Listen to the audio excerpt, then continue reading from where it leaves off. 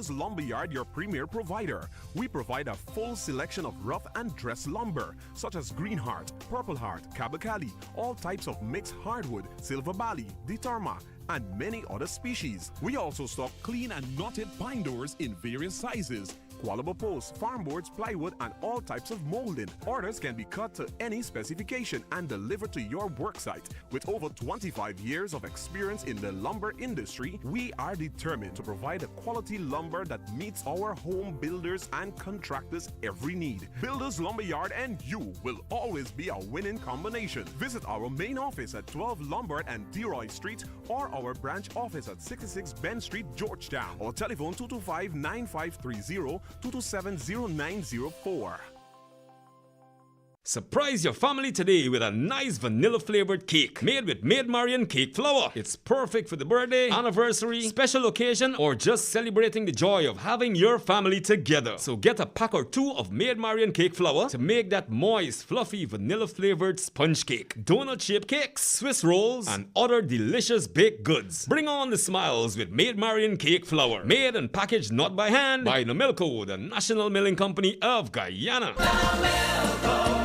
National Milling Company of Guyana.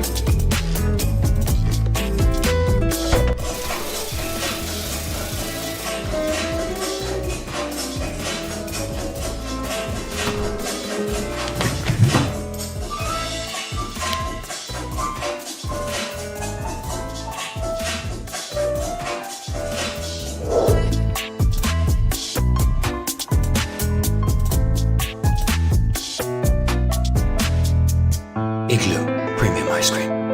Not all good things must come to an end.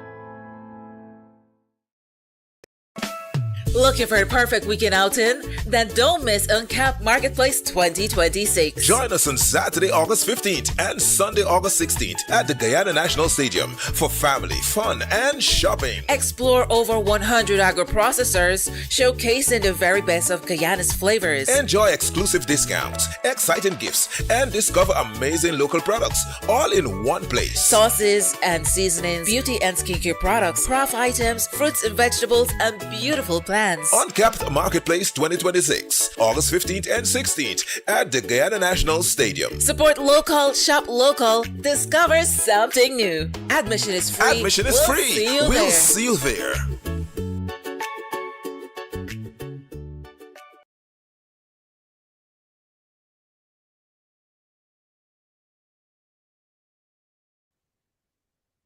Finger licking good, yeah, yeah. Got me in the mood for sharing. Come and join the party at KFC. Get a sing a sandwich, I take a bite. It's the best flavor, best vibes. Get a bucket with your friends, pass it to the left. And have the best time of your life. Finger licking good, yeah, yeah. Got me in the mood for sharing. Come and join the party at KFC, at KFC. Dave's West Indian Imports is a wholesaler of all types of seafood with their own processing plant. Dave supplies supermarkets, restaurants, hotels, and bars. Place your orders now on telephone 501-4087 or 644-8999. With fresh seafood daily, Dave's offers custom cuts of your choice: snapper, trout, banga, gillback, shrimp, crab, and more. Order today. Dave's, Guyana's largest exporter to the USA.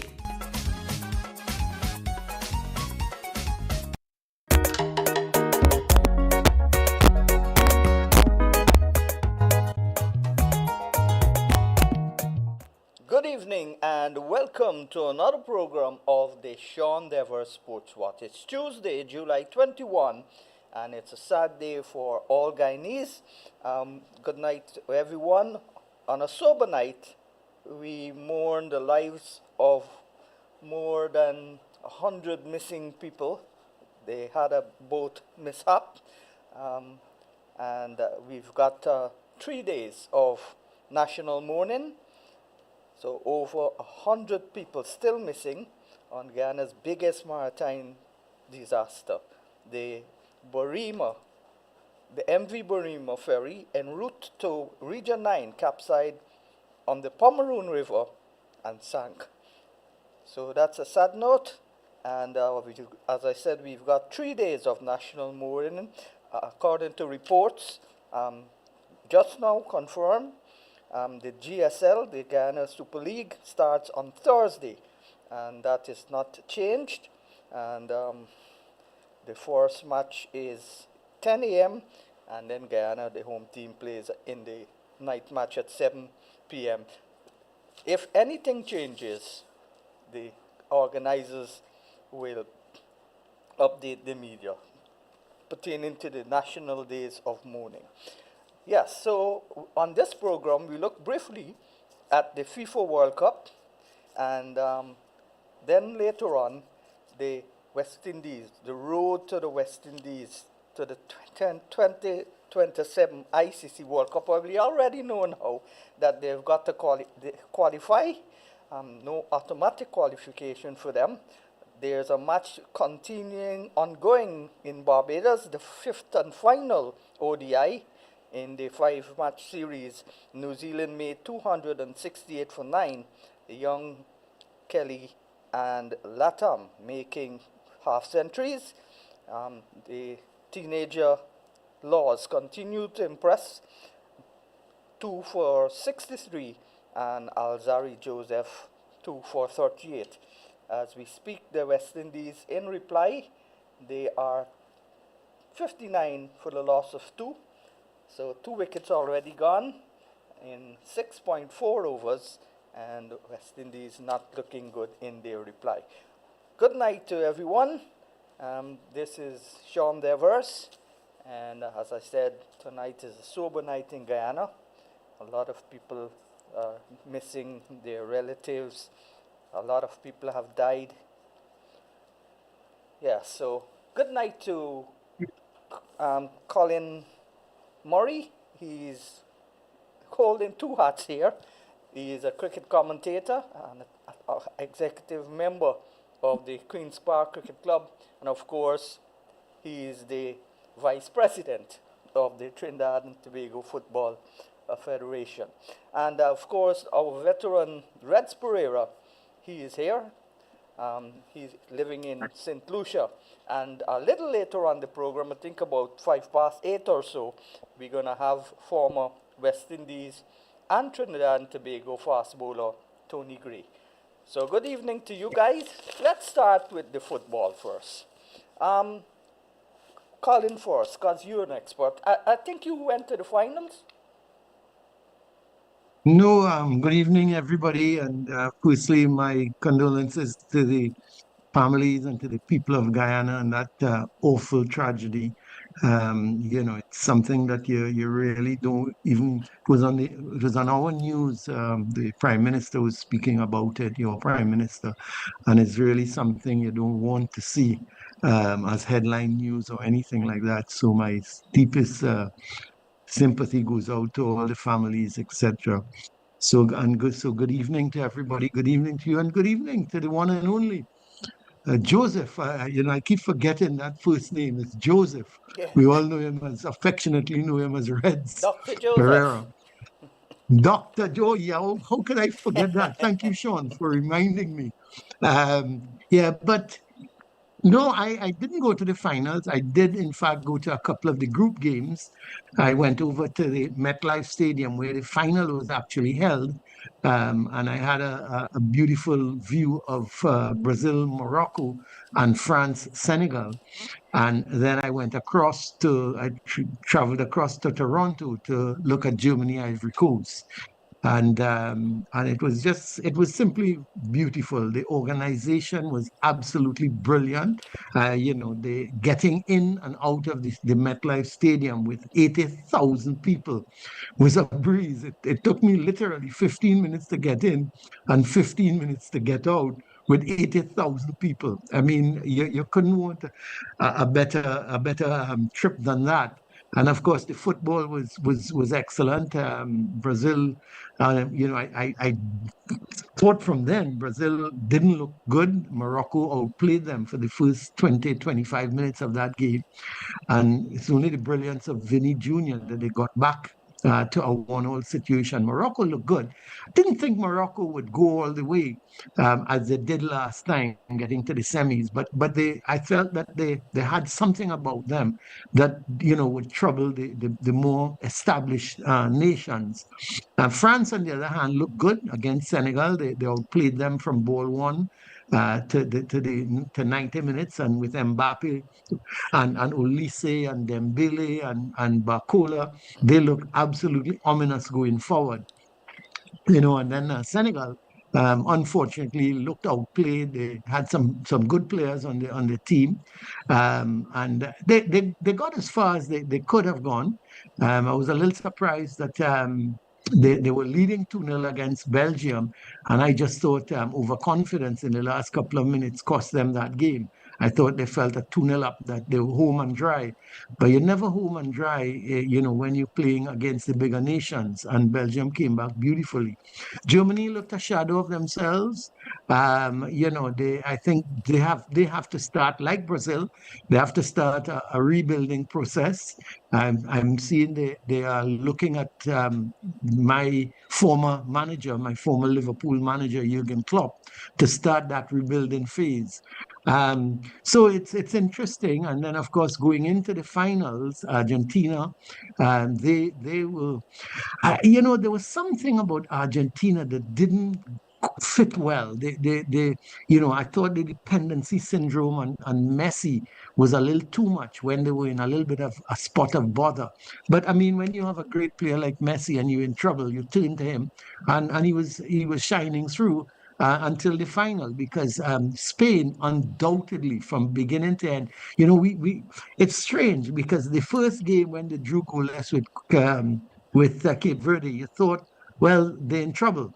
Because if you can't beat that African nation, that small African nation, then you could be in trouble. And but boy, I remember last time Argentina won the World Cup, they lost their first game to Saudi Arabia. So you could never really write off a team. But Spain, Spain had it all. I think the one thing they really missed was the real attacking force. I felt they depended on Lamine Yamal a little too much, but they defensively they were absolutely brilliant. All in all, I think the results shone through for themselves. So, do you think that excellent marking of Messi or Argentina just couldn't kick no shots? 120 minutes and they were shotless to goal. Well, they had one shot. They had one shot actually in minute 115. But I just think Spain was so well organized defensively, and even the use of the ball was so good. They were interchanging passes. They were running into position. They put Argentina under real pressure. What I thought Argentina tried, and a lot of people didn't like their tactics. They were robust. They were this and things of that nature. But I just thought that what they tried to do was to stop Spain from playing. so that every time they got the opportunity, they committed a little silly foul, but a foul enough for the referee to blow his whistle to stop the game. You know, So that would have been tactics to get the game to penalty kicks with the score well, 1-1. they definitely seem to want the game to get to penalty kicks. There's no doubt in my mind that's what they wanted. You could have seen from the But substitutions. Spain had the possession for 78 minutes. For Yeah, 78 but even minutes. you look That's at a high number in a World Cup final. of course, it was. I mean, we all wanted to see a much more evenly matched final where you had a 50-50 possession of the ball. But Argentina, to be honest, Argentina never stood a chance because I think they realized had they tried to go toe to toe with Spain, they would have been in trouble. Let's go back to that semi-final. Let's go back to when Spain played France. Spain were all over France. And who would have thought that? With the attacking prowess that France had, you know, defensively, France, they weren't great, but they weren't a bad defensive unit. I would go as But with far the as to attacking say prowess, that France had the best squad on paper, but Spain had the best team. that's interesting. That's a very interesting point. And you may be right. I wouldn't argue too much with that. Spain had easily, in my view, the best team. I thought defensively they were superb. They were well, and the goalkeeper, Simone, he let in one goal, and that was a goal against Belgium. You know, actually, when you look back on a lot of the games, Belgium, to me, seemed at the time the only team capable of beating Spain. They came on very nicely in the second half. They made wonderful substitutions. They equalized. And I thought at the time they equalized, Belgium had the momentum. But you know, you could never discount a champion team. And that's what Spain is. I mean, Spain came in. If you, and I did write on it, if you put a spreadsheet, if football was played on a spreadsheet, Spain had everything. Spain would have been declared winners on a spreadsheet because they were unbeaten in the tournament. The defensive record was good. I think the only thing you could say Spain, and this the striker, and his name slips me now. He's got a strange name, also Bill or something like that. I can't remember it now. But if you look back, you would have thought, well, you know, the one thing Spain really, really lacks is an out-and-out goal scorer. Somebody who will just take that ball and put it into the back of the net. Now, Yamal was wide. So the thing with a wide player is once you get you get him on the ball, you got to tell your defenders, hey, two players must hold him down. Just get two players close to him, hold him down. You know, and that's what Yamal was. That was his problem. But that youngster is a great. He's going to turn out to be a real superstar because he doesn't care. He picks up that ball. If two men confronting him, he tries to go in between them. He goes on the outside. He cuts back in. He's got it all. And his cross balls are great. So, you know, I mean, you know, there's no doubt in my mind that Spain quality shone through in the end, and Argentina dependency so much on Messi, but they couldn't get the ball to get it to Messi, and that was the problem. I mean, it was a brilliant display from Spain. Yes, it turned out to be what we wouldn't have wanted to see, a one-sided final. Argentina really never looked in it. I mean, everybody was just hoping they would go to penalty kicks. But as somebody said to me, Colin, if they went to penalty kicks, who were going to kick the penalties for Argentina? Because he took off most of his forwards and he brought on more and more defenders and defensive midfielders. At one stage, there was only Messi up front. You know, and the only time they started to play really was the last 5 minutes when they went one behind. They had nothing to lose, whether they lose 1-0, 2-0, 3-0 at that point, you know, and they started to push the 10 men they had. They started to push them forward, and they did create one or two little problems, and they had a shot on goal, they only shot. But, you know, it was a really a one-sided final, and, you know, there's no doubt that the champions deserve totally to be champions. All right, Reds, I know you follow football. You were president of a local football club in Guyana, and I think you were a goalkeeper at one time. So you looked at the World Cup, Reds? Well, yeah. who wouldn't look at the world. Just watch. I yeah. watched the game, Sean, and let me say I enjoyed um, Colin's presentation. It's really nice to see matches. I had the pleasure of going to two World Cups, the first in 1974 and the one when America held it for the first time. 1994. Yes, and I actually back Spain, and there are two people who could verify this. Arnold McIntyre, and there's a Guyanese who lives in Barbados. He remembers me saying and putting in something on Facebook, I like Spain. Well, McIntyre told me Spain carrying a lot of injury, boy, but they passed that ball so beautiful. Passed that ball so beautiful. Some of the smaller teams I really appreciate. And it gives hope to the Caribbean teams. It gives hope to the Caribbean team. I mean, Jamaica was a goal or two away from getting there and getting a substantial amount of money. But I would like to ask Colin a couple of questions. Colin, what you thought of the referee, Franco Mendo? Good and bad.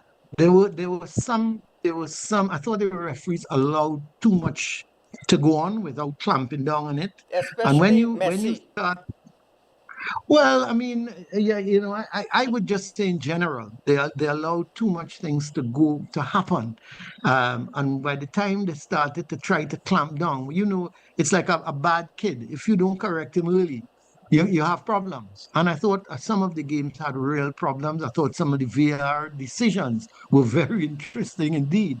I mean, VAR was brought in to help the referees. And I thought some of the decisions that they were calling back a referee to have a look at, I thought, well, boy, that looks a little bit strange, So I mean, I thought the referee in the final, I know he came in for some criticism because some of the non-Argentinian fans were saying to me, oh, he's allowing Argentina to play robust and to do this and to do that, and but you listen. The best referees are those that not seen.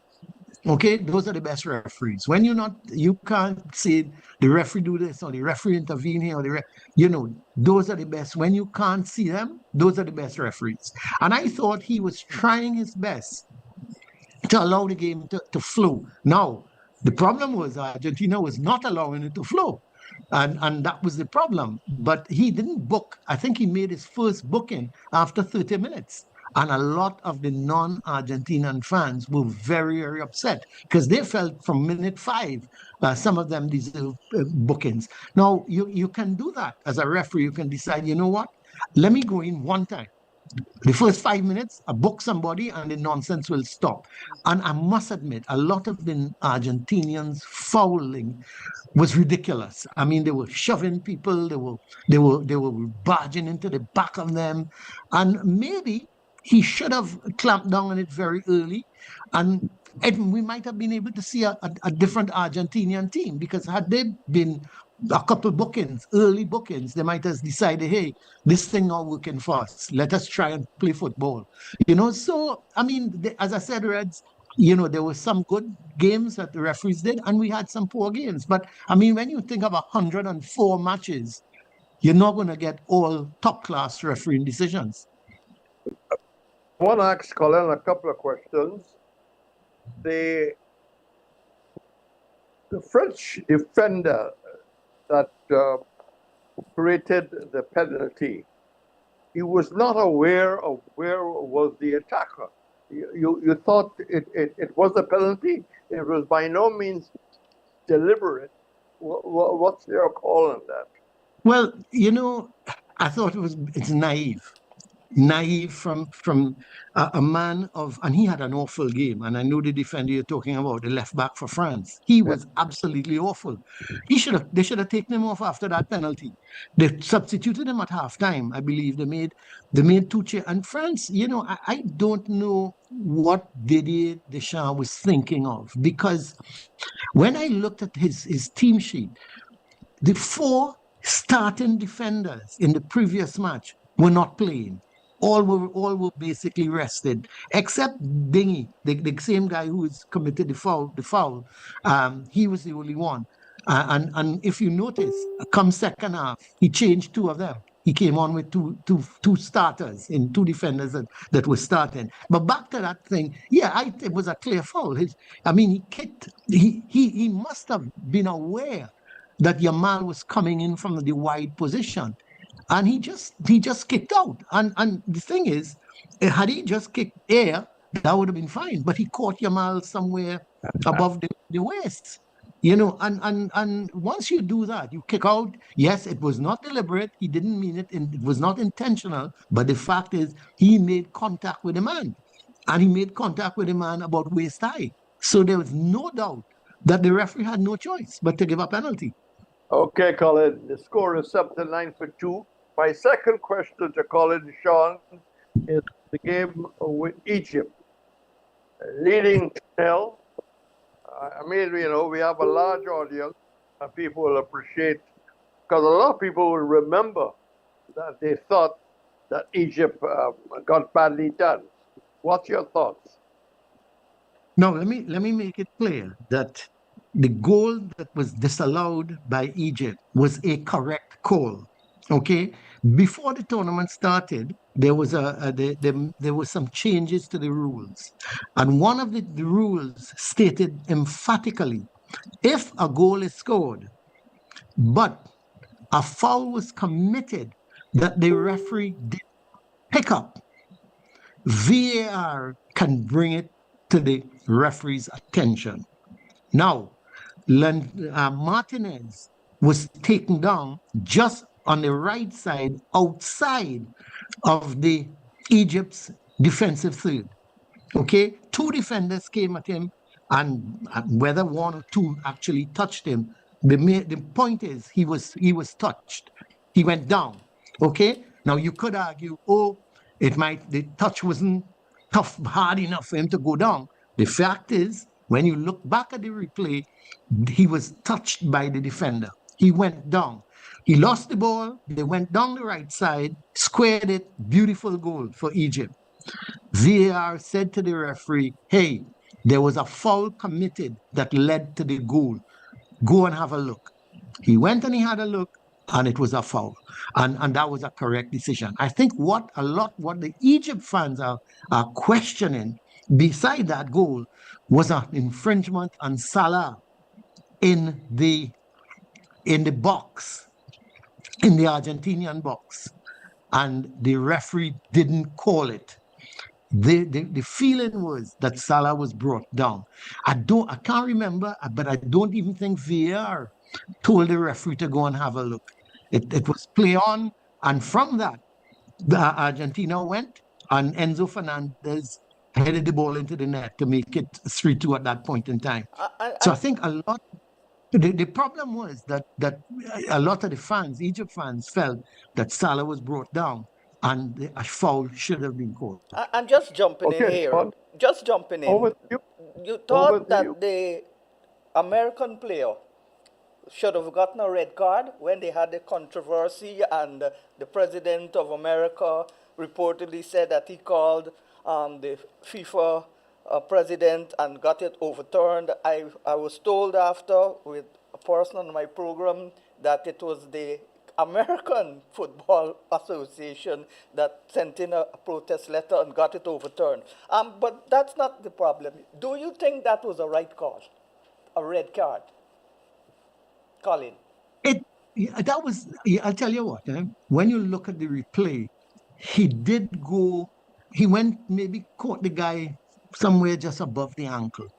Now, was it, I think they're looking at the position of his foot where he caught the defender, right? So that was a difficult one. It wasn't malicious. I thought he was trying to win the ball. It was just a matter. Now, we saw in the very first game with Argentina, the same thing happened with Messi. And a lot of people remember it. And they say, oh, it's because of Messi. There was not a yellow card given. That's why I earlier said that the referee's decision was favoring Messi throughout the tournament. That's what a lot of people were saying, that Messi, but it was a similar type foul. Now, nothing was even given, not even a yellow card was given to Messi. Now, I say again, you're looking at different referees, you're looking at different officials who handle VAR. Maybe the VAR should have said to the referee, hey, you need to go and have a look at that. No, the thing is, a foul wasn't even given.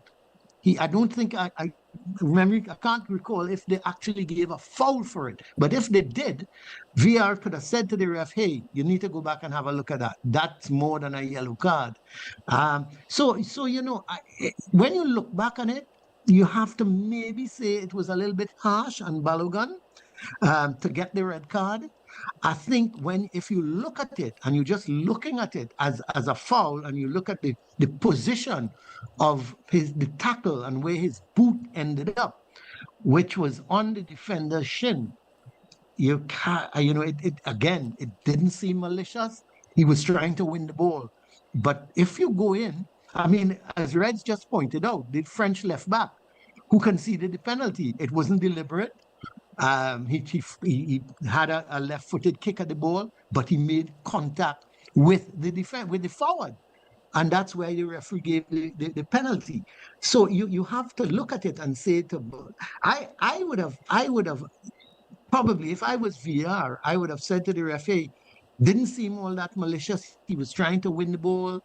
Maybe go and have a second look at it. And who knows, if he had a second look, he might, because sometimes you as a referee, don't forget, you have to make splits. It's like an umpire. Yeah, and now we have technology with cricket, but you have to make a split-second decision. Hey, that look high, red card. And that's the beauty of VAR. People don't like this VAR. I like it. I think it helps. It helps the referee. The thing about it is sometimes you wonder, and it's again, it's human, because don't forget, VAR is a machine, and it shows you what you need to see. But however, the VR machine doesn't make the decision. Humans make the decision. So a human will look at it and say, there's a red card. Another human will say, no, it wasn't malicious. Maybe a yellow was good enough. So yeah, that one was a matter of interpretation. I don't think it was malicious enough to warrant the red card. He could have been given yellow.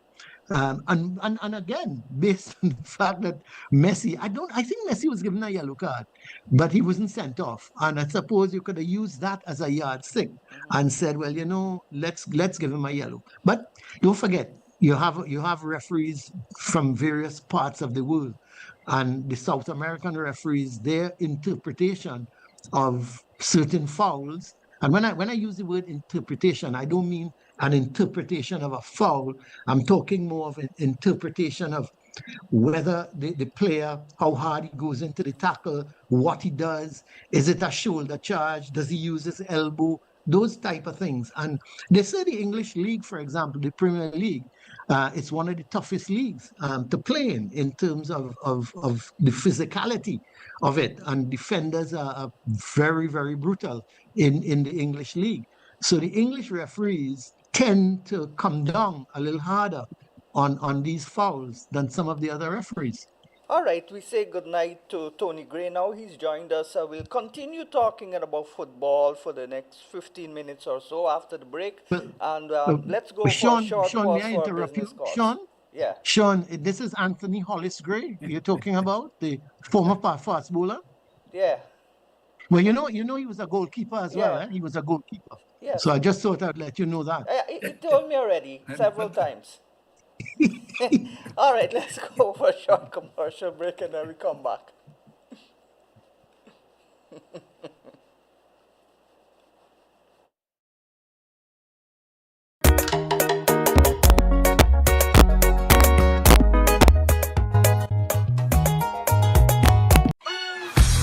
Now Milko has done it again. We've listened to you and now available nationwide. Another convenient size packaging of Thunderbolt all-purpose flour. It's here. The 5 kg or 11 pounds new packaging of Thunderbolt all-purpose flour. Now available at your nearest supermarket. Now Milko, National Milling Company of Guyana.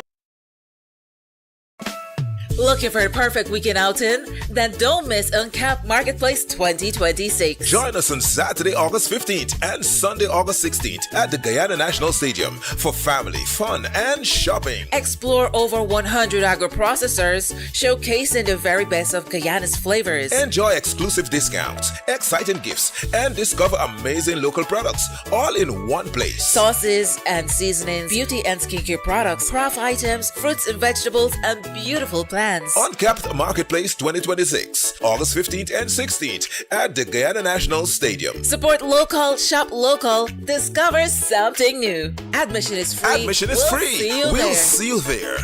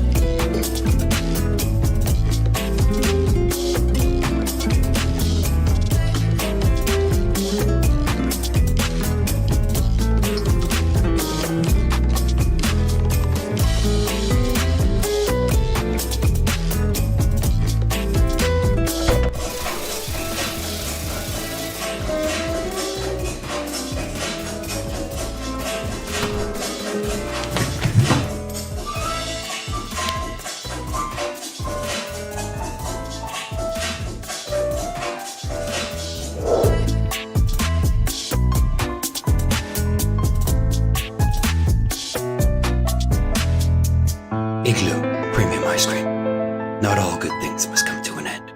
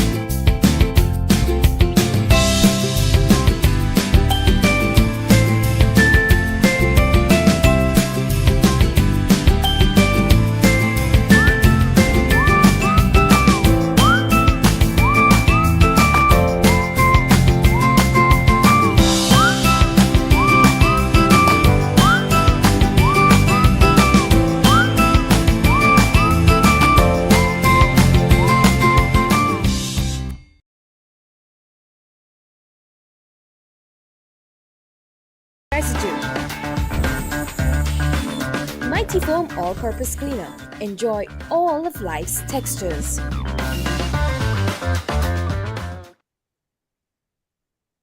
Craving a meal that's big on flavor but doesn't break the bank? KFC has got you covered with the KFC 3-piece meal deal. Get 3 pieces of chicken, fries, mac and cheese, a biscuit, and a drink. All for just $2,200. It's the perfect deal, available every day. Enjoy your 3-piece meal deal at KFC today. KFC, it's finger-licking good.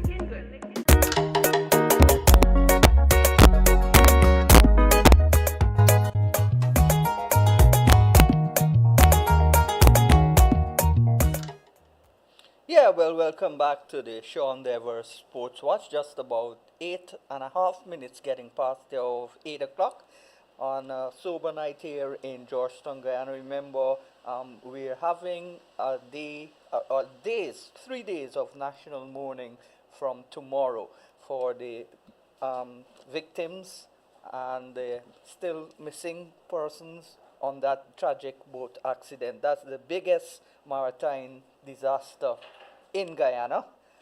So let's keep them in prayers. I noticed that 2 children or a child and her mother or somebody was found today alive. That's very good. Let's go on with the program.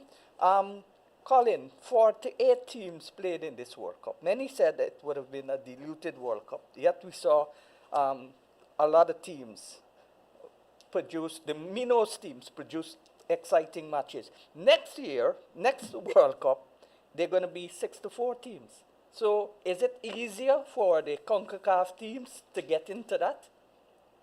Well, I don't know about that. I don't think that has been confirmed as yet, Sean, that 64 teams, it's a recommendation put forward by the president of FIFA.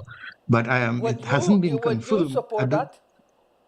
I would not. I think because you're now going to increase the number of games. You could very well get the tournament a little bit watered down. I was skeptical on 48, but I really, at the end of it, I don't have a problem. I thought it worked out well. Some of the smaller nations got a chance. So and with the 48 teams, as somebody, again, when the group stage was finished, you went into the round of 32. And as somebody said, well, the World Cup now start. Because you in the previous years you had 32 teams. I would not basically like to see it go to 64. Yes, there would be more chances for the smaller nations, but you also will get some more European teams involved. I mean, there was no Italy, for example. That name comes to mind. So if you go to 64, I can't see Italy missing out. And yes, there would be an opportunity for a couple more CONCACAF teams to get in, and which would not be bad. Give CONCACAF teams the more experience. I thought CONCACAF teams this World Cup handled themselves nicely. They didn't progress outside of Mexico and Mexico, Canada, and the United States as host nations. They didn't progress.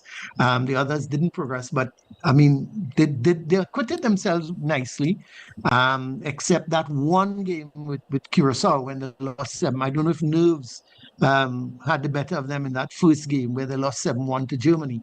But they then drew goalless with Ecuador, a truly great result. The goalkeeper, and I for Curacao, we drew them goalless. Haiti did well. Panama did well. So you look back on the CONCACAF teams, and the gap is still not quite closed. Mexico, USA, and Canada, we all knew that they were going to do well. I predicted that all three would get into the round of 32 based on two things: home advantage and the groups they were in. When you looked at the various groups, there were groups that they should have progressed, and which they did. Both USA and Mexico went even further, got into the round of 16, which was really excellent. But I think CONCACAF on the whole, there's a lot of work still to be done by CONCACAF. Tony Gray is calling me. Tony Gray, yes, sir. Hello? Okay, no problem. Sean, Tony is saying to let him in. Yes, he Sean? was in. I don't know. Well, he's now asking that now. to let him in. He just called me on the phone. Yeah, the technical man is just gone for something. So when So just going back to the CONCACAF teams, I think there's a lot of, Jamaica lost out to DR Congo. I think Reds made that point by one goal. So I think there's hope. I think we've all got to plan over the next 4 years. How are we going to how should I put it? Not only get better, but have a look at where we are as opposed to the other nations and try and close that gap. I think that is the most important thing. But the good thing is, I think all the nations now, and especially in the CONCACAF region, know how much work they have to do and what they have to put in to close that gap. Our Reds, Mbappe, most people were thinking of a replay of the 2022 final, 2022, with Mbappe coming up against Messi, but that didn't happen. My favorite team, I always support Brazil, but my second team was Messi, not Argentina, Messi.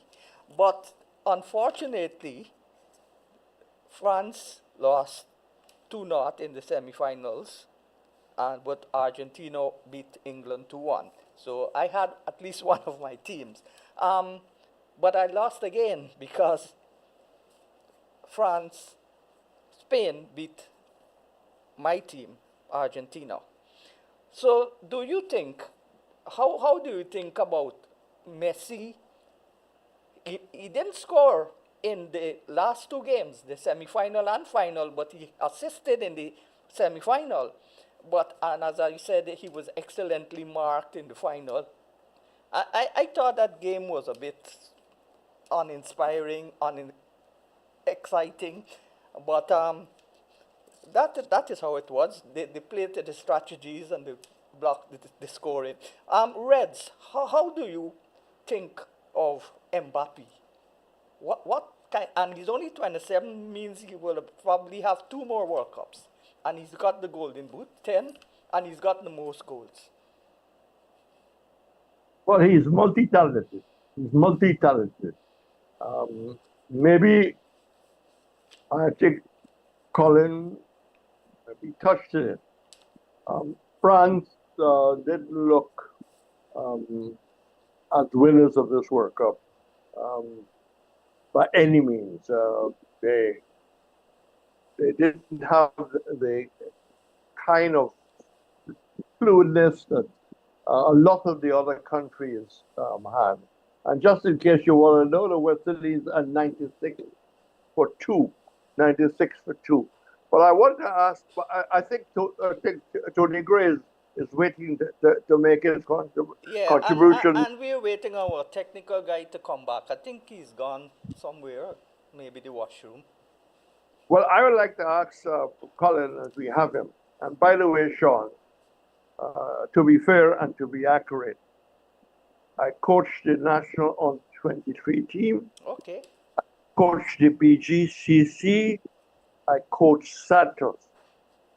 And I coached the national team on 2 tours. One at home, one away. Just to make the point that really I'm not bluffing my way here. Yeah. And I saw a lot of football in Trinidad, as Colin will tell you.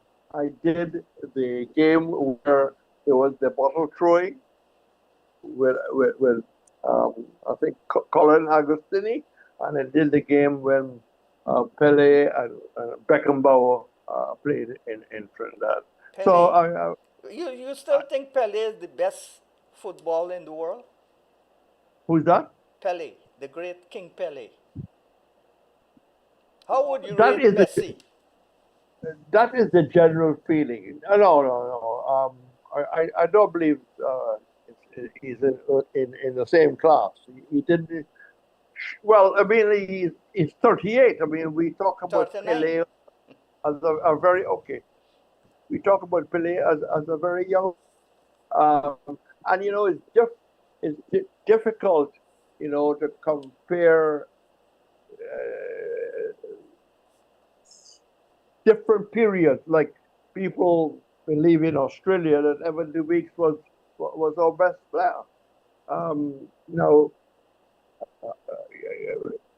That wasn't then. But you have Richards, you have Lara. You could go back to Headley. It's a very difficult, because greatness has a very thin line between them. But I'd like to come back to Colin before we end the discussion on the football, which I've enjoyed. Colin, of the other teams, and be a little brief because we want Tony to get in. Norway, England, and a couple of others. Just proceed them very quickly. Disappointing? Not really, I'll tell you what. I had Norway as one of the dark horses because of 2 players, Erling Haaland and Odegaard. I thought the two of them can click, where the players around them, they can cause problems. And boy, did they cause problems. You know, they were one of the dark horses for me. Again, I did something on all the teams, and I put Norway as one of the dark horses just because of Erling Haaland. The man, as we saw against Brazil, he was just on and around the box, but you just can't take your eyes off of that man. And Gabriel did it twice. He came from behind Gabriel to score the header, and then with the shot he took against an outstanding goalkeeper in Allison, he just needed a yard, and Gabriel never closed him down. You know, I thought they also had a very good game against England. You know, England played it well. They held him down. They know him. Don't forget the English defenders know Haaland. You know, so I thought they were good. The other team that I thought played very well, and as the tournament went on, they got better and better, was Belgium. And I was really looking for two players to carry Belgium in Doku and De Bruyne, but they were carried by Tillemans, who I thought was absolutely outstanding. And unfortunately, he was injured in the warm-up and did not take the field in the quarterfinal against France. And that's when against Spain. That's when Spain beat them 2-1. And you could see them miss the influence of Tillemans there. But I thought they had a really good World Cup. Again, a team that I thought would get to the quarterfinals and create problems. I must admit, I was a little surprised by England, meaning that my problem with England was that I just felt they didn't have enough creativity in the midfield. Now, this is before the tournament started. I thought the midfield lacked a little creativity.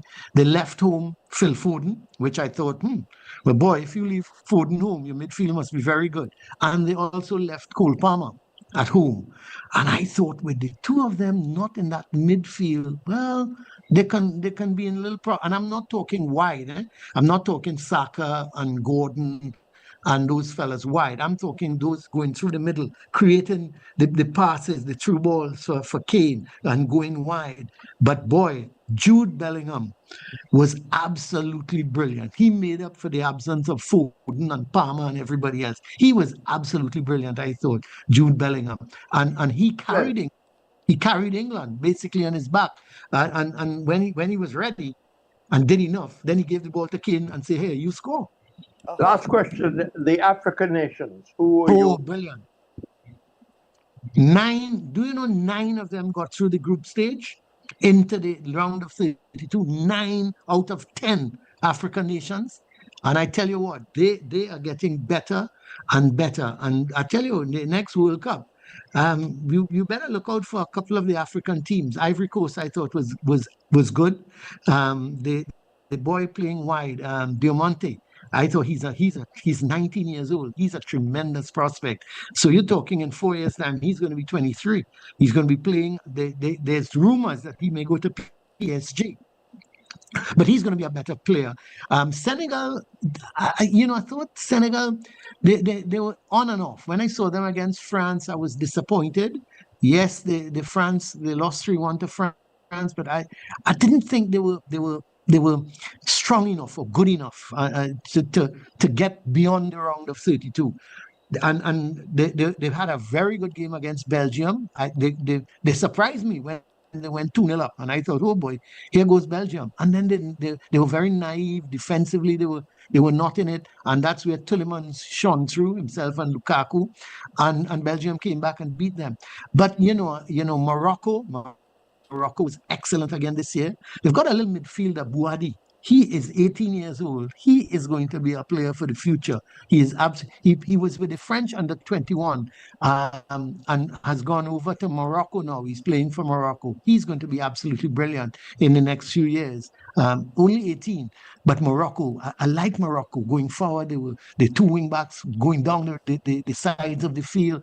They were really very, very good as well. I thought Morocco was excellent. So, going forward in the next World Cup, I think they the African teams are they're going to announce themselves again, no doubt. You know, I mean, when you think of it, 9 out of 10 going into the round of 32, I mean, they must be very proud of the confederation, must be very proud of themselves. Time for Tony Gray. But where is he? West Indies 104 for 2.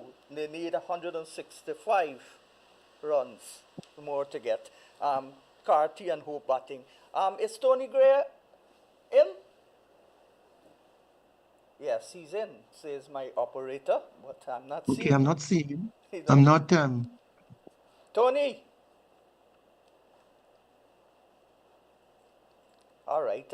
Well, maybe, Sean, we can move to cricket now. Yeah. I think we've done enough of the box, of the football. Yeah, Tony, are you there? All right, let's go for second to last commercial break, and then we come back, we look at cricket.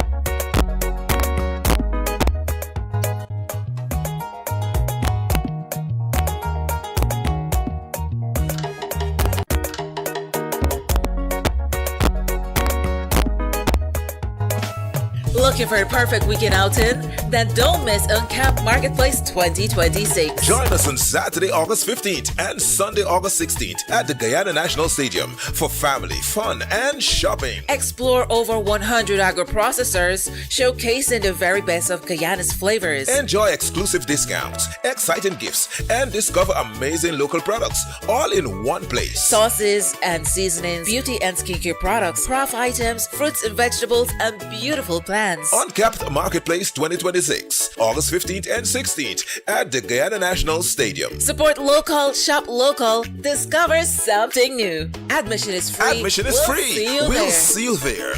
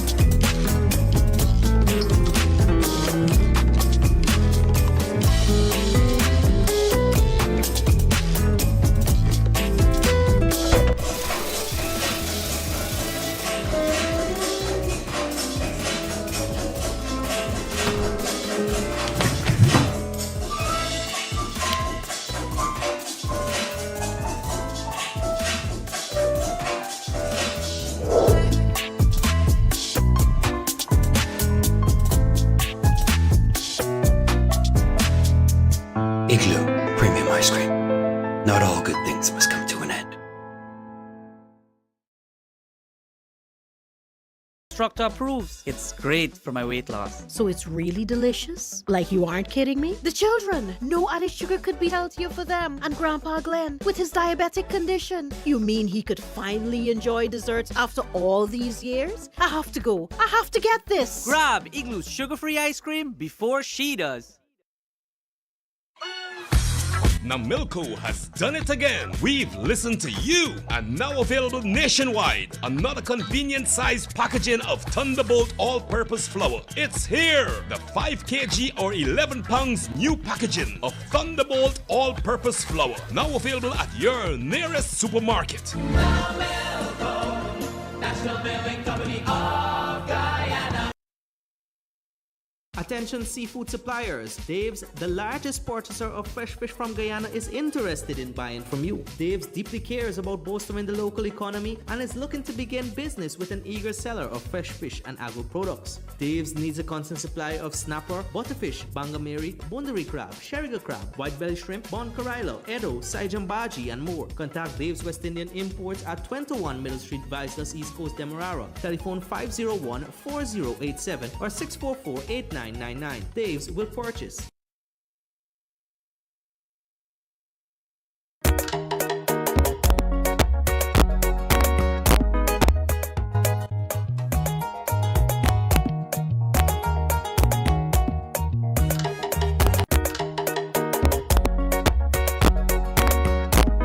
Good evening and welcome back to the Sean Dever Sports Watcher. We are on our last lap and now we switch to cricket, and we are being rejoined by Anthony Gray, the former Trinidad and Tobago and West Indies fast bowler and goalkeeper. All right. So he's back. Okay, Sean. Yeah. That's a good one. Right. So now we're in the middle. Well, not in the middle. West Indies batting. They've got 115 for 2, 21.3 overs. Carty and Hope is batting. This is the last match. We are already out of the automatic qualification phase. We've got six ODIs left for before then, but we can't make it. We've got to qualify. How difficult do you guys think it will be for qualifying for the World Cup? Tony Gray. Yes, good evening to everyone. Good evening to the esteemed panel, Mr. Joseph Pereira and Colin Murray. This is the first time this has happened to me, and I believe that's because of Colin Murray. Well, I don't think that we could qualify automatically again. I think that we have to go into, that stage where we have to fight to qualify for the 2027 World Cup again. And you know what happened last time. I think that the teams that we are coming up against, too difficult, as we've seen from New Zealand. In this particular game, 115 for the loss of 2, chasing 169 to win. I think that we could win this game, but it wouldn't matter. We lost the series already. And the main problem, obviously, the batting. We played in Guyana on surfaces not really conducive to stroke play. And we struggle. And we know that we struggle against spin, but we've had some really good spin bowling tracks. And we struggle. 138 in the second, won the game, 140, and just, get into 170 At least we improved. in the last one. We improved in the second one day. We got 2 runs more and we batted 1 over more. Yeah, and so we look at that as a positives. Darren Sammy would say that. Yeah, part of the problem, Sean, is that we have developed some psychological walls about batting first. I mean, we're looking really good tonight. We won by 7 wickets in the first game. And remember, New Zealand is they station at number 2 position in the rankings, in the one-day international FIFA rankings. So, not FIFA, ICC rankings. Yeah. So, to win by 7 wickets was a fantastic performance. But then the game that followed, we struggled. And we struggled with the bat because we are not good at understanding how to attack, when to attack, and how to defend. And sometimes we are too docile, sometimes we are too ultra-aggressive. So that's where we stand, and we'll struggle to make it to the automatic qualification, obviously. It doesn't look good for us. No, it's going to be impossible. We've got to now focus on the qualification period. 4 teams will go to the World Cup eventually. But this team, it's we the most likely thing we could do now is start and build a team for that World Cup. Without looking at the points, because we know if we lose, win, we're still out. So that is my suggestion. We look at a team now to start building for the 2027 World Cup. Reds. Well, Sean, I'm surprised you said that because I was under the impression that that was what Darius Sami was doing, building a team for the World Cup. You can't start all over again. You must have penciled in some players who for sure will go to the World Cup. You might be playing with one or two here and there, but we have had some funny things happening with the selection.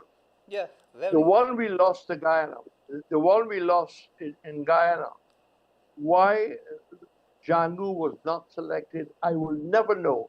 You were saving your fast bowlers for Barbados. You want to make sure that you had Django in the side to hold the batting together. And talking about that, Reds, we saved our fast bowlers for Barbados and we rested. That's a word that they use. Shamar Joseph, and I saw him in the field today. I didn't hear that. They rested Shamar Joseph. As you said, we figured that we would use our fast bowlers in Barbados. But he was rested and I saw him fielding today at cover. Reds? Well, that is what it is. It's kind of confusing. I mean, we did play two spinners in Barbados. I don't know if Tony and Colin will agree. Did you expect them to play two spinners? Not that the boy from Jamaica is not a talent. Moti is a talent, but the Bajan pitchers tend to more or less favor the fast bowlers. Did you all expect, before the first ball was bowled, two spinners to play? Tony? No, well, the thing with Shamar Joseph, I think that Darren Sammy has shown without a doubt that he goes on stats. Shamar Joseph has not performed well in one-day internationals. That's his weakest format. I mean, he averages 80-something. But to me, I think that when you select in the West Indies team, because we play different formats and because we have a test match coming up, we have to learn to get people ready within competition. So this would have been the ideal opportunity to play him in this last game. I mean, Vital Laws has performed very well, and the selectors must be applauded. Yeah. Although we have to manage him in the right way. He's gotten wickets. I like the fact that sometimes he doesn't get the wickets and he still fights. And he seems at home playing against big men. And as I mentioned before, the number 2 team in the ICC rankings. So I like his pick because he brings something different. Obviously, it's a rarity to play a left-arm Chinaman googly bowler. I probably think that Darren Sammy would be looking to play him in one of the test matches. I think that might be an option. And I think that if you're looking now, because we cannot qualify automatically, we should have placed Shamar Joseph in this game to get him ready for the test match because he depends on rhythm. And 1 or 2 games out, he falls back very quickly. So we have to look at those things. But his returns in the one-day international format has not been good at all. You ask if we were surprised that they played 2 spinners. I wasn't surprised because Moti is our number 1 spinner, and that boy really impressed me, Laws. And he's the 5th back of the arm spinner to ever play for West Indies, going back to the days of Achong, Ellis Achong. Ellis Achong, Inshan Ali, Dave Mohammed, Sir Garfield Sobers, and then him. So he's an elite, a rare breed of spinners that played for West Indies. So I expected him to play, and he looked, he was the most impressive performance for me in this whole series. And his age. You know, there are three things. Three things. I have no problem with the two spinners being picked, Moti and Laws. As a matter of fact, when I saw Laws at the under 19 World Cup, I I've been calling for Laws in my column, and because you know he's a rarity. We don't have bowlers like that in the region. And I have been saying, give this young boy a chance. Another youngster who I saw in the under 19 that I would love to give a chance is a leg spinner called Micah McKenzie. Yeah. Right? I think he should be given a chance. These are young men, they're 19 years old. Give them the opportunity. Okay, you may not want to play both of them at the same time, but one is a leg spinner and one is back of the hand. And when you look in world cricket today, those are the guys getting wickets.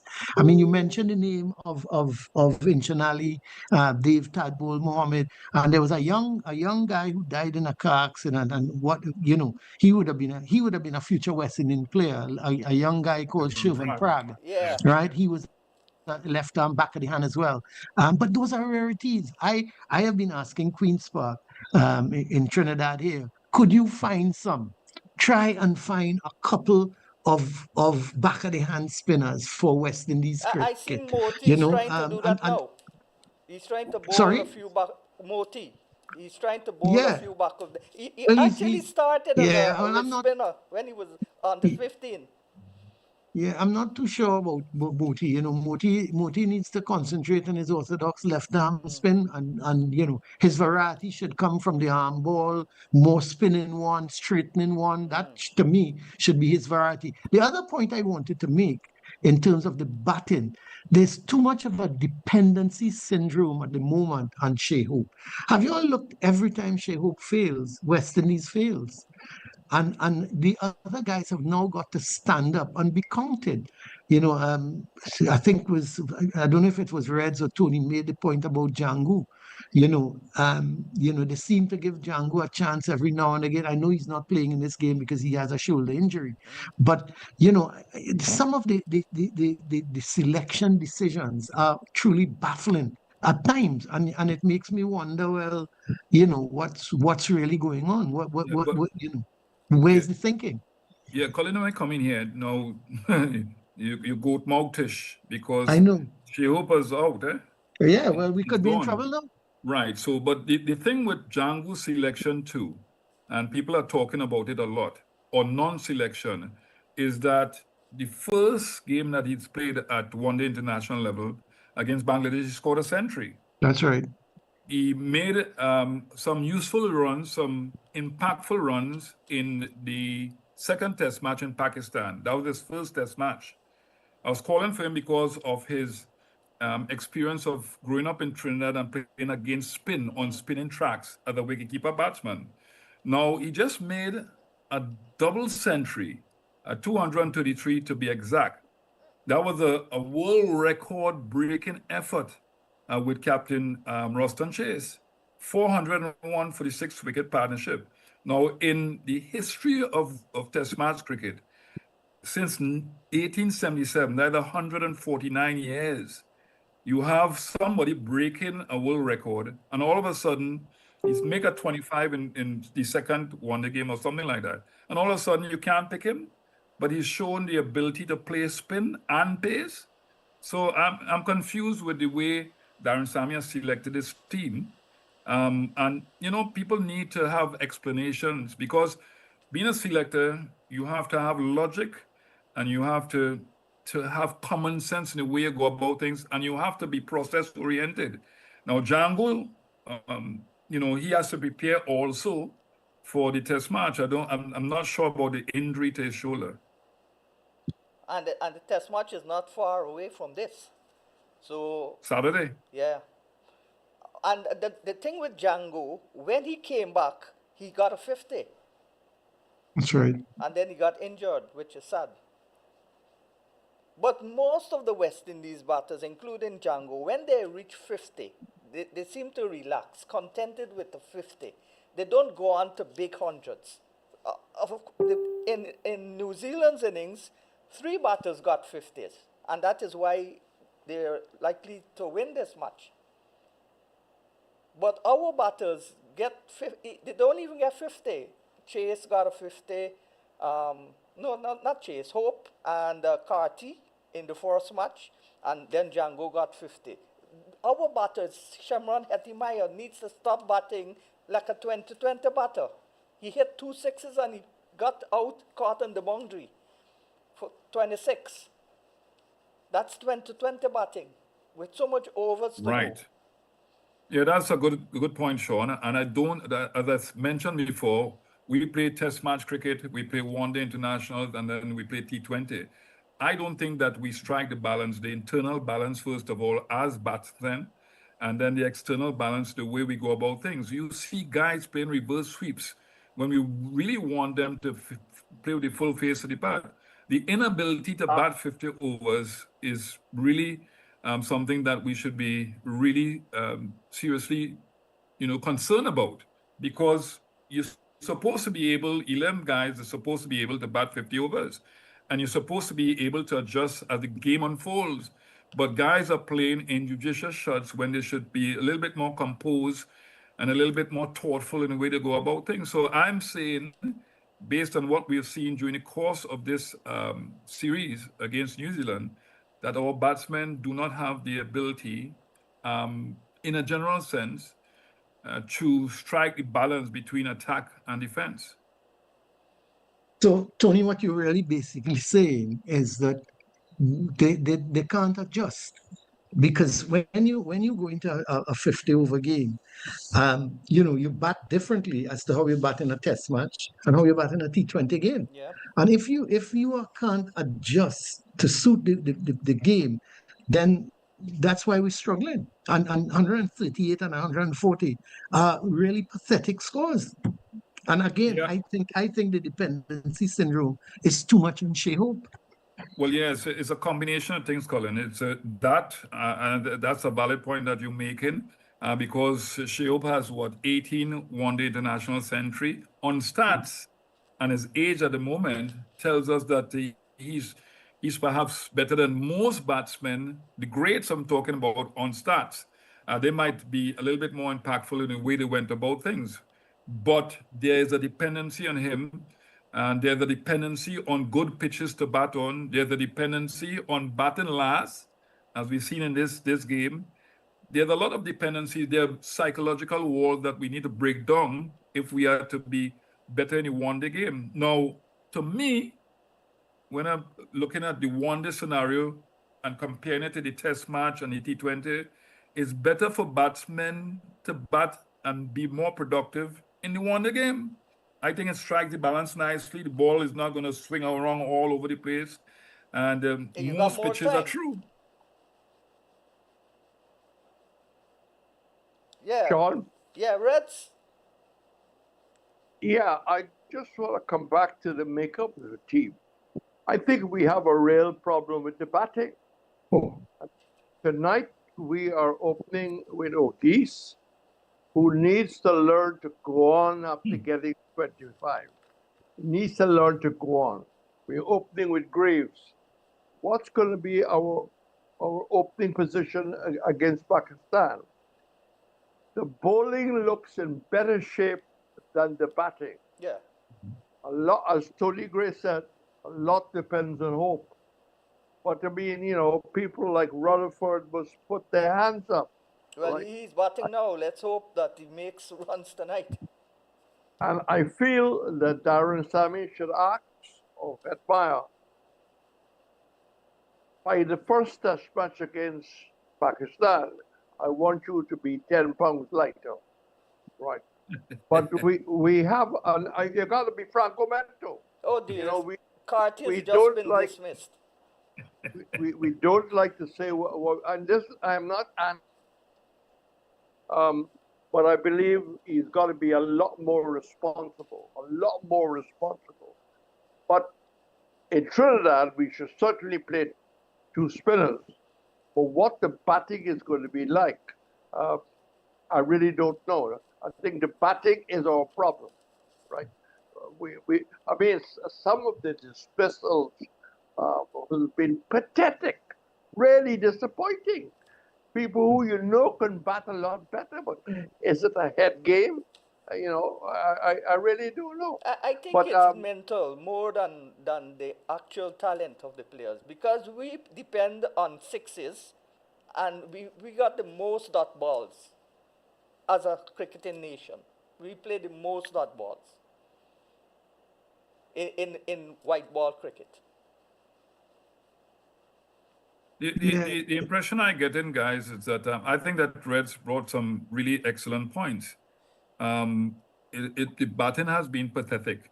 Now, the impression I get in is that the coaches try to help them with the sweep shots, but they're playing reverse sweeps and conventional sweeps because they think that they have to play it against spinners all of the times. They think that is the combative shots, and it is if you could play it properly and you can play it when you need to play it, and just don't play it just like that. So I listen, guys have to learn to bat long. They have to learn to bat all the 50 overs. They have to learn to rotate strike. They have to learn to score off the good deliveries. They have to learn to take pressure off themselves. They have to love to bat long. We've seen it to a certain extent in the test matches. They've been excellent. You've seen guys getting centuries, some guys getting double centuries. So Justin Grace, for example, has shown his fitness level and his technique has improved. But we want to see it in all formats of the game, and we want to see intelligent batting, smart batting, not just eye candy batting. Tony, we are seeing young batsmen, our batsmen, looking to play reverse sweep after facing 12 balls.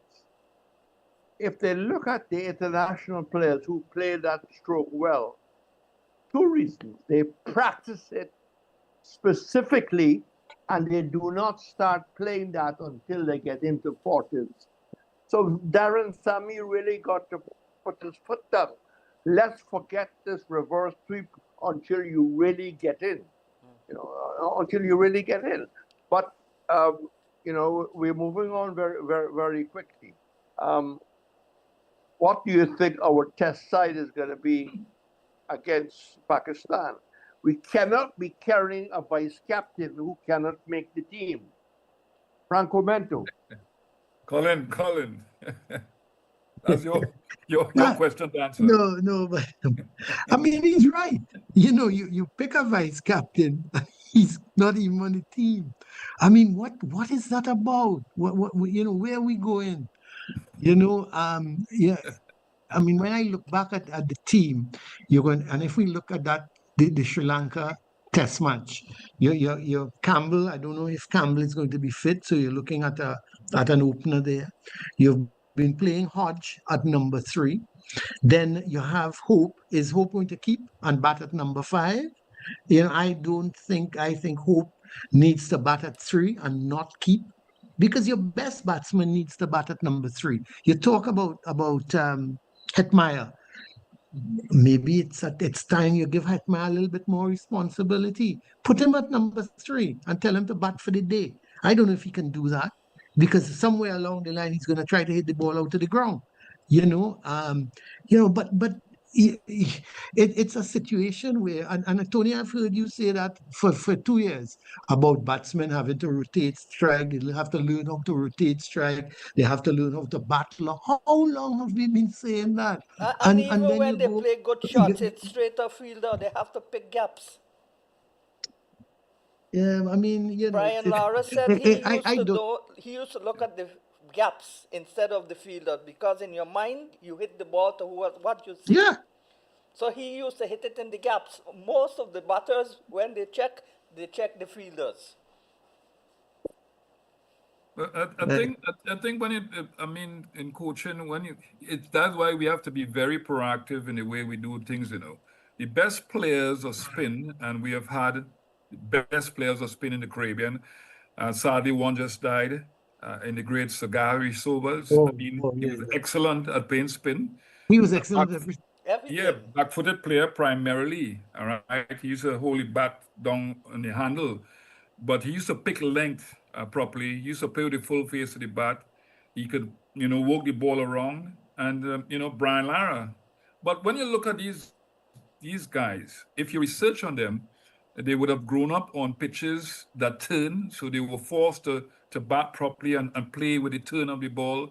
Brian Lara, for example, had a steady diet of spinners and senior spinners, the late Ranjit Anand, and senior spinners coming at him from an early age. What we have done in West Indies cricket is that we have reacted to problems and think that we could have camps and that will alleviate the problems where spin is concerned. It's not like that. It's like Trinidad and Tobago, before I came, and then Bishop and Mervyn Dillon, not being able to play pace properly because you don't have fast bowlers coming at the batsmen. So we have to look at being proactive here now. And spin camps are good, but we don't expect batsmen to change overnight after 2 weeks and developing bad habits. That is the truth.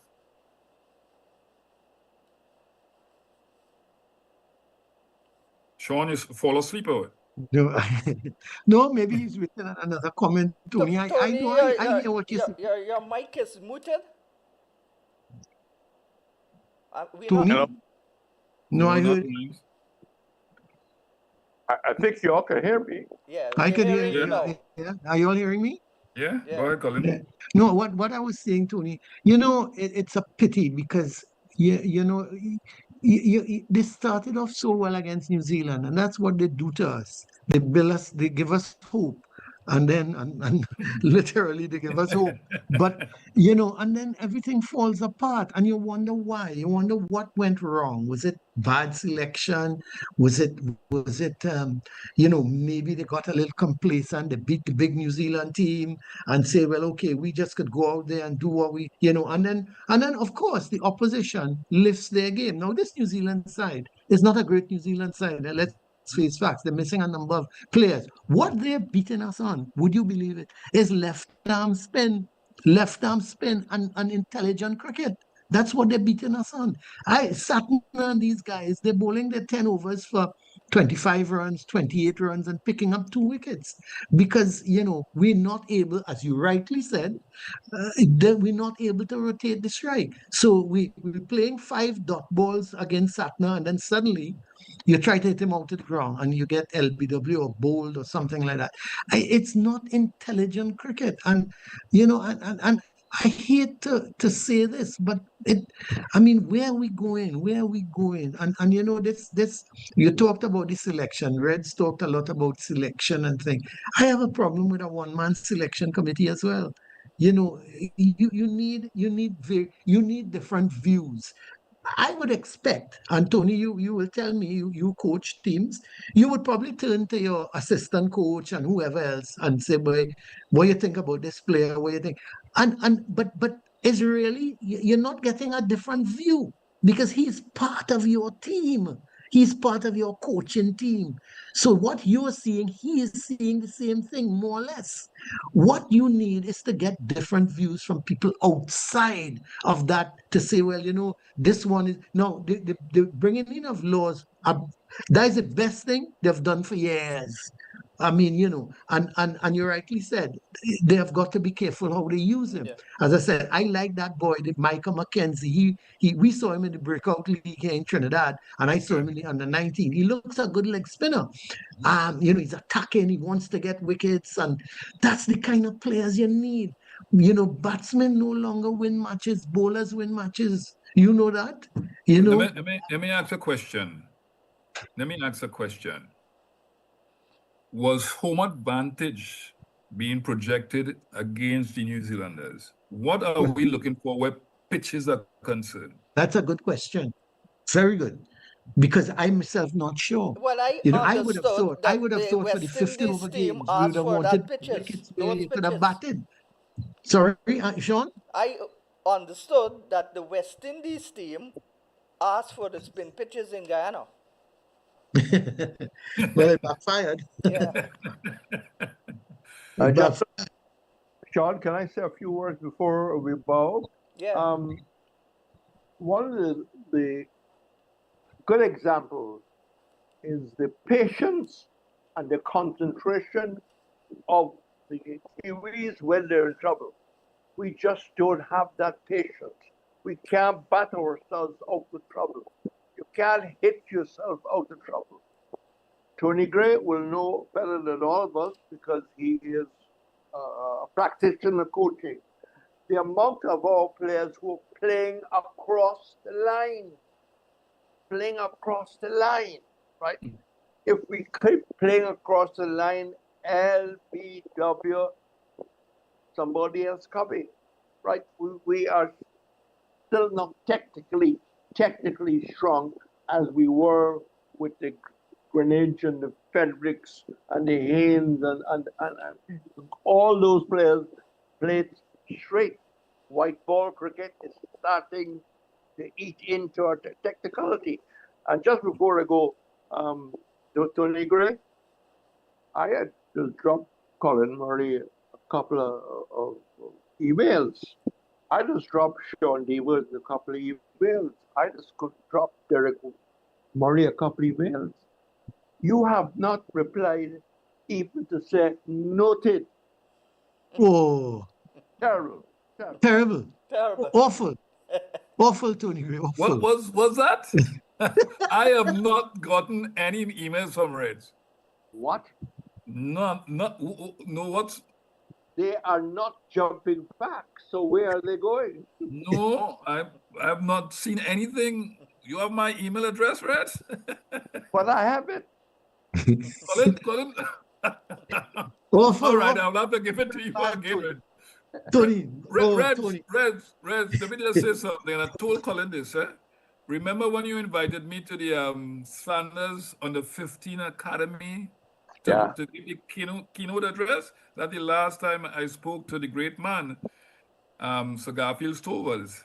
And that's when I learned that he played basketball for Barbados.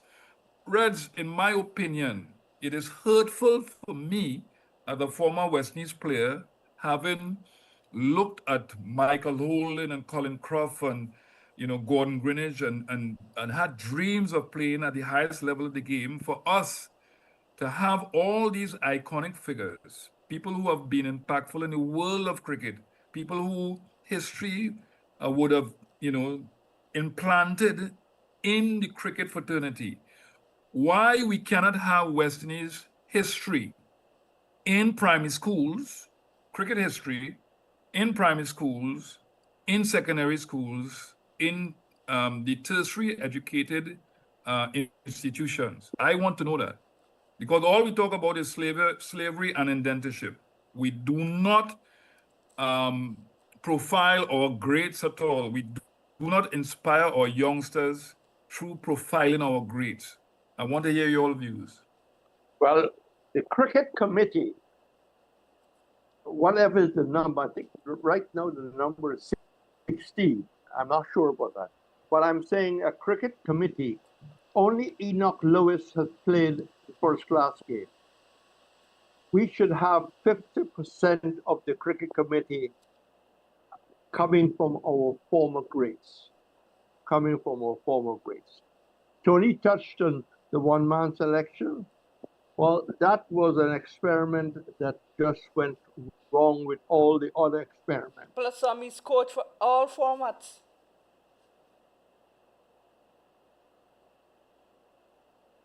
Look, we can follow. Look at England. They just removed Brendan McCullum as the test coach. He's now the one day and the 50 over and the T20. But we continue with one coach as all the formats and one selector. I mean, it's crazy to me. And the same batting coach. It's amazing that we could have had the guy when Phil Simmons was in fact the senior coach. We had somebody from some minor area in India. We need to do better at the level that we have in terms of the coaching. We were promised by Miles Bascom to have a technical man coming in. That was almost a year ago. They really need to relook at. You see, since 1928 we had selectors, and those selectors picked some very great teams, right? Don't break what the aim broke. I like that. I like that a lot. Sean, I know that last time around you had additional minutes. Is Yeah. it the same tonight? We got additional minutes tonight? No, I'm asking you. I'm asking my operator. He's the man in charge. He's the boss. Right. So let me come in here. Yeah. I love it, Mr. Pereira. The point is that we have not gone back. We have developed the best team of all times. We have developed the best player of all times. We have developed 5 guys that made it to 300 or more test wickets. Courtney Walsh, 519 test wickets. We've developed the best fast bowlers in the world. Per capita, we've developed the best players ever. And we do not go back to the past. We do not research at all. We just accept the misconception that is natural talent. Absolute nonsense, right? Colin Murray is making an excellent point about McCollum. McCollum didn't understand. It's like you're all talking about Brazilian football, football in general. Brazil football has lost its identity. Correct. West Indies cricket has lost its identity. Brazilian footballers are now Europeanized. Yeah, the flamboyance, so they don't have the flair again. The flair is gone. That's my favorite team, Brazil. But they did in this World Cup, they didn't play like they used to play. Right. No, we understand that. But the point I'm trying to make is that Reds is right. Yeah, the cultural differences. If we, how come we developed Gordon Greenwich? What's Gordon Greenwich's history? What's Desmond Haynes' history? Sir Vivian Richards' history? So we will allow our iconic figures to die out without learning and sponging from them, so that we could repeat things that made us successful. Cricket committee. And that's a good point, Tony. You look at some of our past cricketers, and it's almost as if they want to contribute, but they're not being allowed to make contributions. Yeah, Ambrose recently said that publicly. But it's true. Yeah. When you think about it, which of the former players, Andy Roberts says that all the time. Yeah. Andy Roberts says, "Hey, I'm willing to help. I'm willing," but it's almost as if they want to keep the former players away for some unknown reason. Because they're afraid they'll be overshadowed by them. Right. Well, maybe that's it. But Colin, last week, Courtney Ambrose gave an interview, said he was taken to lunch and he talked about making a contribution, etc., etc. He really looked forward to making that contribution. That was 4 years ago. And he's still waiting for the call. It's a long lunch. Yeah. No, but you see, that's the point. And that's the point. I mean, how many former players do they allow to get involved and say, okay, you talk about that cricket committee, Reds. Wouldn't it be great to have a cricket committee with some of the greatest players on that committee, giving ideas, but they almost kept away. And for I think he also hit the nail on the head. They kept away because they're going to show up those who don't know. But these are guys who played the game. These are guys who were greats. They must know, they must understand. How did they become great? How? Don't you think people would like to find out, or don't you think they would give the advice as to what you have to do? Okay, I know a lot of it is natural talent, but don't tell me these guys didn't work hard. I tell you, they worked extremely hard at their game. Colin, me and this natural talent thing, I agree with you. There's some genetical gifts given to us from our parents, but to me, I think, having gone on courses, and not to boast or anything, having gone on courses, you know what I realized? That we were ahead of our time in the way we did things, right? So, for example, if you talk to, I brought it up in a cricket conference at the Hyatt Hotel a couple of years ago. I talk about Clive Lloyd's leadership, for example. So Clive Lloyd's leadership. And I said that because I heard it from Mr. Riza Abbasali, because he does research and things, that Sir Clive Lloyd had to see about his family at 14 years old. So those qualities of leadership were being developed indirectly, unintentionally. But when I finished saying what I had to say, and it had cocktail the evening, so Clive Lloyd met me and said, "Good speech, Tony, but it's not 14 years old, it was 12 when my father died."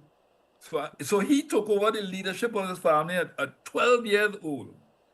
So to lead a West Indies team, which is the hardest thing to do in world cricket, people didn't realize that, except for leading India with the fanaticism and that sort of thing. But to lead a West Indies team with all the different cultures coming together, it's very hard, and nothing is taught. These players now are not taught to lead teams, as you've seen. And that's the only Agreed. team in the world that has 9 sovereign countries together making the West Indies. Even Australia have states, but it's in one country. England have counties in one country. Yes, but Sean, we had that before when we were great, right? Yes. We were made up of many boards, many islands, except Guyana, which was part of the South American mainland. But the first class season is the shortest in the world. Second year school cricket has gone through the Edos. Yeah. You know, there are reasons why we are struggling. You know, and in Guyana, there's a reintroduction of national schools cricket. The first time ever, it's a national schools under 19 tournament. Guess how many overs? 20. Yeah, 20. And those guys, Not surprised. If you see the scores, I wrote in my story in today's paper, or at the Chronicle. At the bottom, the teams that advance to the playoff stages need to have proper coaches to go in and teach the teachers before the players come out to play. Because there are only 2 or 3 good players in a team. So the teachers are teaching them what they know, and it's not good enough. When you're a young person, that's why they say bend the tree when it's young. When you develop bad habits, it becomes... That's right. Yeah. you know, when I was at the OECS sports desk, I got United Insurance to sponsor secondary school cricket in the OECS country. It produced 22 test players. It produced a number of first-class players. The point I want to make, I asked Lockwood Sebastian 3-4 weeks ago, how many schools played in the United Insurance recently? From 14, 5. And that is the story. You know, the secondary school cricket throughout the Caribbean. Maybe in Trinidad totally is better, but secondary school cricket is just not what it used to be. And that's talent. It's not here either. It's what it used to be. You play a Friday afternoon or a Tuesday afternoon. You play. I think they play 50 overs. I'm not even sure they play that much. But they no longer play 2 and 3 day games of cricket. The other thing is, you mentioned our first class season. I didn't do any research, but we must be the only country in the world of cricket that where you play a first class season where one team meets another one 3 times, okay, and the other, well, 3 teams play each other 3 times, if you understand my point, and then you go into a semi-final, and the one with the most points goes to the final. What is that about? What craziness is that? The second semi-final is between an academy team, which is only playing 1 match. It's not a second semi-final, Sean. No, it's a warm-up game. It's a game that that's a normal game. But that game was a first class. Wouldn't it even been better if the 4th team, the team that finished 4th, play the team that won finished first? I mean, it is the craziest thing I've ever seen. Because of funding, in a tournament. Lack of funding. But lack of funding. Yeah. Let me tell you. Listen to me. With this lack of funding, you have 4 teams in Antigua and 2 teams in Jamaica. Okay, why those two teams that you placed in Jamaica, why didn't you bring them to Antigua? You have 3 grounds you could use in Yeah, Antigua. that's what I was You saying. play or have all 6 teams And you play stationed there round robin. and play each other. Yeah, And you have 5 games. So the teams wouldn't have to fly all over you're because right. you complain about funding. And wouldn't that have made sense? And then you get the winner from there. And I Antigua mean, is the it's just headquarters of the crazy. West Indies board. The CWI, they got concessions with the grounds, with the hotels. It's right Of there. course. Of course. But The let me whole let me it's crazy. let me come in here and talk about the profound negativity that happens when you play in that kind of system. Colin brought it up. Years ago, you see, we had the right systems, that can still be used. They're still putting into this situation now. Years ago, when we played 5 Shell Shield games, right? Correct. But it's high standard games. It's like you're playing Correct. test match cricket. Yeah. You had the best players coming back to play serious cricket. And then you had to adjust. We had a system, a facility system. Pitches were different. So our players got the intelligence level, the ability to adjust technique. Yeah, when you go to Because Jamaica, of the different Barbados, it's surfaces. pace. Guyana Yeah, batting, Trinidad spin. but Sean, when you go into the depths of the thing, when you go at the fast bowler, you go to a border, you develop that inner quality, that workmanlike quality, because you had to toil. Yeah. Batsmen were excellent there because of the fact that they good batting tracks and flat tracks. You go to Barbados, batsmen had to develop that inner quality to be brave. That's It's right. not only about technique. When you go That's to right. Jamaica, And the pitch was like a Right. mirror. You could see Go your ahead, face Colin, in go it. ahead. And yeah, you're like a mirror. And Tony, when you came to the Queen's Park Oval years ago, you had to learn how to play spin. Right. So you had to adapt to different That's conditions. right. And our batsmen learn that. That just didn't happen to them. They learn how to adjust. Right. Now you playing on the same pitch against the same Flat, team. everything. You imagine you playing against the same team. So Tony, if I make 100 against this team, my confidence is so high because they're coming back to bowl to me in the next match. I mean, the whole thing was ludicrous, absolutely ludicrous. They say it's going to change for 2027. Yeah. Well, maybe what are they going to get more funds? So it will change. Financially, yeah. Colin, Jody, when we had the breakout league should have been players under 21.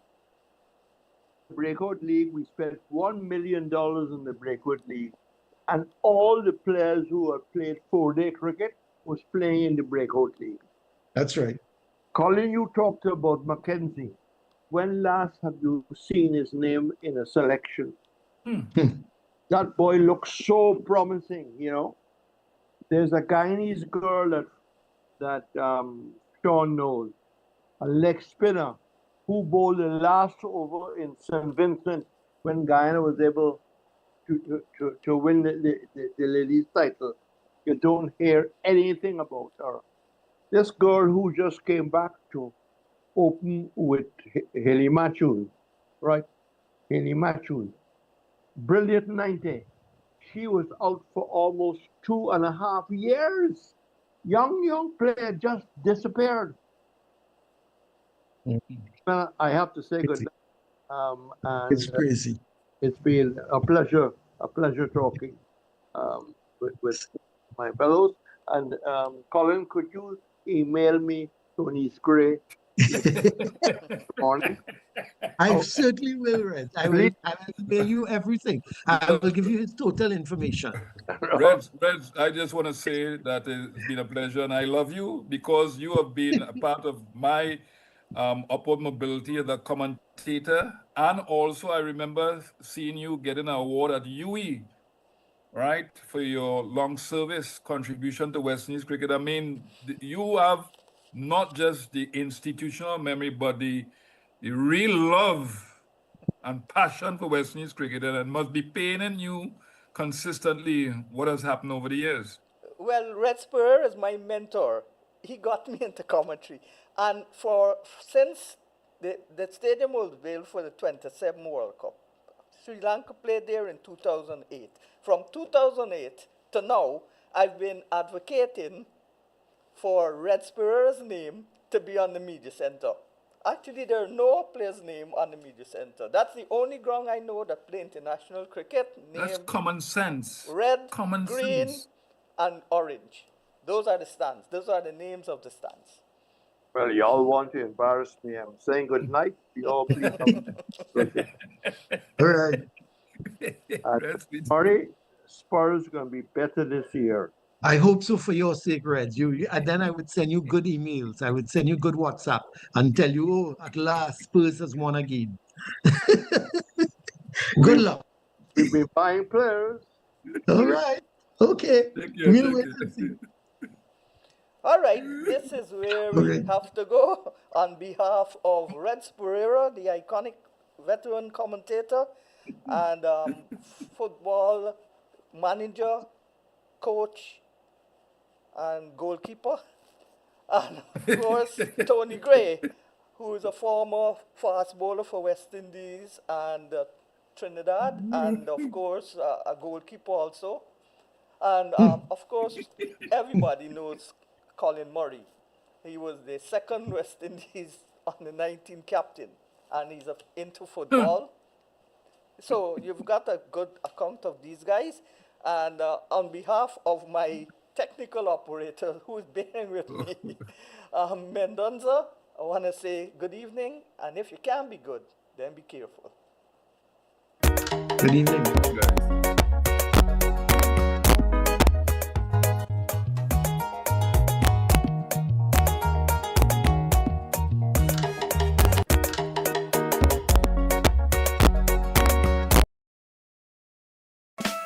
Looking for a perfect weekend outing? Then don't miss Uncapped Marketplace 2026. Join us on Saturday, August 15th and Sunday, August 16th at the Guyana National Stadium for family, fun, and shopping. Explore over 100 agro-processors, showcasing the very best of Guyana's flavors. Enjoy exclusive discounts, exciting gifts, and discover amazing local products all in one place. Sauces and seasonings, beauty and skincare products, craft items, fruits and vegetables, and beautiful plants. Uncapped Marketplace 2026, August 15th and 16th at the Guyana National Stadium. Support local, shop local, discover something new. Admission is free. Admission is free. We'll see you there.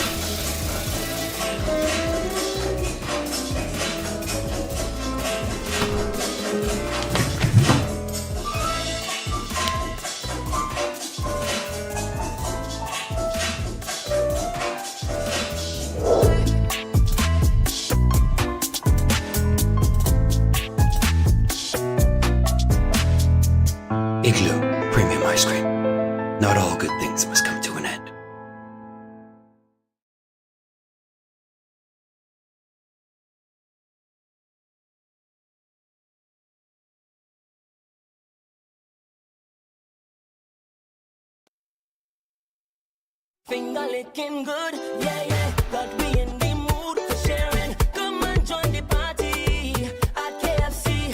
Get a zinger sandwich, I take a bite. It's the best flavor, best vibes. Get a bucket with your friends, pass it to the left. And have the best time of your life.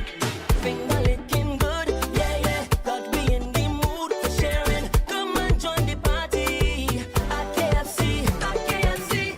For more than 3 decades, Dave's West Indian Imports has been supplying the demands of Guyanese living in the USA with their favorite Guyanese products: Pomeroon coconut water, fresh fish, shrimp and crab, champion chow mein, icy sodas, golden cream margarine, wiri wiri pepper, katahar and casrib, just to name a few. If you have family from Trinidad and Tobago and Jamaica, Dave's has them covered too. 9807 97th Avenue, Ozone Park, New York, only 5 minutes away from Liberty Avenue. 11808 Liberty Avenue, Richmond Hill, New York. 7505 New Hampshire Avenue, Tacoma Park, Maryland. The Caribbean market. Dave's West Indian Imports, supplying the best of the Caribbean to the USA. Now Milko has done it again. We've listened to you, and now available nationwide. Another convenient sized packaging of Thunderbolt all-purpose flour. It's here, the 5 kg or 11 pounds new packaging of Thunderbolt all-purpose flour. Now available at your nearest supermarket. National Milling